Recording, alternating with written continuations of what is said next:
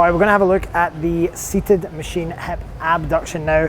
Great exercise for challenging the glutes, but actually to a greater degree, challenging a lot of those deeper glute muscles under the superficial glute muscles that we tend to do with a lot of our other big movements here. So we're gonna have a look at setup first. Mal's set up in a position where, and she's quite limited by this machine, other machines might have a lot more variation to how much you can bring the seat up or down, how close you can move to the actual pads here. It also might have a bit more variation with how you can adjust your pads, where you can place your feet. This particular machine is quite limited in how much of that we can do. So given what we've got Mal set up where she feels comfortable. She's either slid her hips a little bit further forward or back closer to the seat, depending on what works for you as an individual. This is kind of what works for her.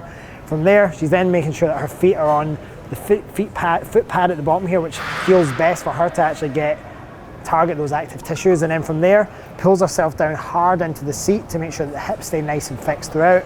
She focuses on, rather than throwing the weights out, if you just do a couple of bad reps, rather than just throwing the weights out and using tons of momentum, she stops at this point here. She contracts against the pad, make sure she's got tension in the tissues first.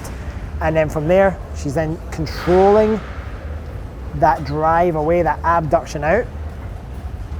And then at the same time, once she gets here, she's not going to rush out of that position. That's ultimately where we get these tissues short. So she's holding there, contracting, and then holding that tension as she lowers it down into that mid position.